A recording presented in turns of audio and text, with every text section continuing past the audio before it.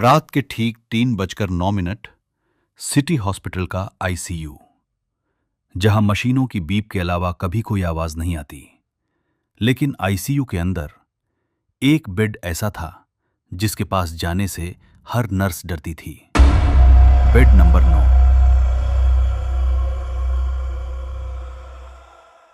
क्योंकि जो भी पेशेंट उस बेड पर भर्ती होता, वो मरने से पहले एक ही नाम बोलता था, रिया।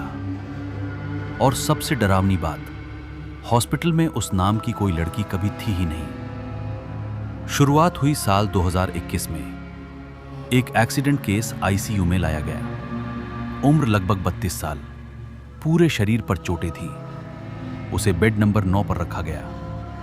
पहले सब सामान्य था, लेकिन रात 3 बजे उस आदमी की हार्ट बीट अचानक तेज होने लगी। मॉनिटर पागलों की तरह बीप करने लगा। नर्स भागते हुए अंदर आई और तभी उस आदमी ने आंखें खोली। सीधे कमरे के कोने में देखने लगा, जैसे वहां कोई खड़ा हो। फिर उसने कांपती आवाज में कहा, रिया, तुम फिर आ गई। नर्स ने पीछे देखा, वहां कोई नहीं था। लेकिन कमरे का तापमान अचानक बहुत ठंडा हो गया। इतना ठंडा कि शीशों पर धुंध जम गई और अगले ही पल उस आदमी की मौत हो गई। सबने इसे सामान्य घटना समझा, लेकिन फिर दूसरा केस आया, फिर तीसरा, फिर चौथा, और हर बार मौत से पहले सिर्फ एक नाम, रिया। धीरे धीरे आईसीयू स्टाफ डरने लगा। कई नर्सों ने नाइट ड्यूटी छोड़ दी, क्योंकि उन्होंने दावा किया कि रात 3 बजे बेड नंबर 9 के पास एक लड़की खड़ी दिखाई देती है, सफेद ड्रेस में, लंबे बाल और आंखें पूरी तरह काली। लेकिन असली डर तब शुरू हुआ जब नई डॉक्टर आई, डॉक्टर मीरा। उसे इन सब बातों पर विश्वास नहीं था। उसे लगा स्टाफ अंधविश्वासी है। उसने फैसला किया कि वो खुद रात में आईसीयू में रुकेगी। उस रात बारिश हो रही थी। पूरा हॉस्पिटल शांत था। सिर्फ आईसीयू की मशीनों की बीप सुनाई दे रही थी। बेड नंबर 9 पर एक बूढ़ा आदमी भर्ती था, ऑक्सीजन पर। हालत गंभीर थी। रात के 2:57। डॉक्टर मीरा नोट्स लिख रही थी। तभी आईसीयू की लाइट हल्की हल्की झपकने लगी। एक नर्स डर गई। मैम, 3 बजने वाले हैं। मीरा ने ध्यान नहीं दिया, लेकिन तभी बेड नंबर 9 का मॉनिटर अपने आप ऑन ऑफ होने लगा। Beep beep beep. अचानक बूढ़े आदमी की आंखें खुली। धीरे धीरे उसका सिर दरवाजे की तरफ मुड़ा, जैसे कोई अंदर आया हो, लेकिन दरवाजा बंद था। फिर उसकी आंखों से आंसू निकलने लगे और कांपती आवाज में उसने कहा, रिया, मुझे माफ कर दो। पूरे आईसीयू में अचानक बदबू फैल गई, जले हुए मांस जैसी। नर्सें पीछे हट गईं और तभी मीरा ने आईसीयू के ग्लास में कुछ देखा।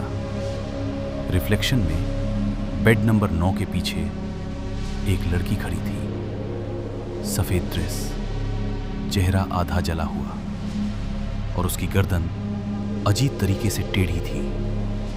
मीरा तुरंत पलटी, लेकिन वहां कोई नहीं था। फिर पीछे से आवाज आई, बहुत धीमी, डॉक्टर। मीरा जम गई। आवाज उसके ठीक पीछे से आई थी, लेकिन आईसीयू में उसके पीछे कोई नहीं था। तभी सारे मॉनिटर एक साथ बंद हो गए। पूरा आईसीयू अंधेरे में डूब गया।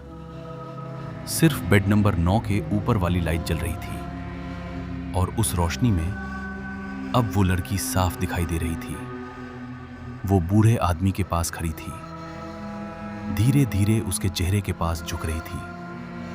और फिर बूढ़ा आदमी जोर से चीखा, इतनी दर्दनाक चीख कि पूरा आईसीयू कांप उठा। अगले ही सेकंड उसकी हार्ट लाइन सीधी हो गई। मर चुका था। नर्सें रोने लगी, लेकिन मीरा अभी भी उस लड़की को देख रही थी, क्योंकि अब वो लड़की धीरे धीरे उसकी तरफ मुड़ रही थी। उसका आधा जला चेहरा और काली आंखें सीधे मीरा को देख रही थी। फिर उसने मुस्कुराकर कहा, अब अगला कौन है? अचानक आईसीयू का दरवाजा अपने आप बंद हो गया। धड़ाम। मीरा भागकर दरवाजे तक गई, लेकिन दरवाजा खुल ही नहीं रहा था।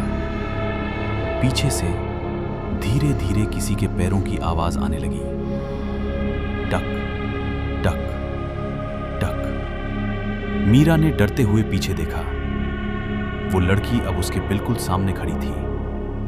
और तभी आईसीयू की लाइट वापस आ गई। सब सामान्य हो चुका था। लड़की गायब थी, लेकिन बेड नंबर 9 के शीशे पर खून से एक नाम लिखा था, रिया। अगले दिन मीरा ने पुराने रिकॉर्ड निकलवाए, और जो सच सामने आया उसने पूरे हॉस्पिटल को हिला दिया। 5 साल पहले उसी आईसीयू में एक लड़की भर्ती हुई थी, नाम रिया। उसका एक्सीडेंट हुआ था। वो बच सकती थी, लेकिन आईसीयू के एक डॉक्टर ने शराब के नशे में गलत इंजेक्शन दे दिया। रिया की मौत हो गई और उस केस को दबा दिया गया। लेकिन मरने से पहले रिया ने सिर्फ एक बात कही थी, मैं सबको वापस लेने आऊंगी। उस रात के बाद डॉक्टर मीरा ने नौकरी छोड़ दी। लेकिन आज भी रात 3:09 पर अगर कोई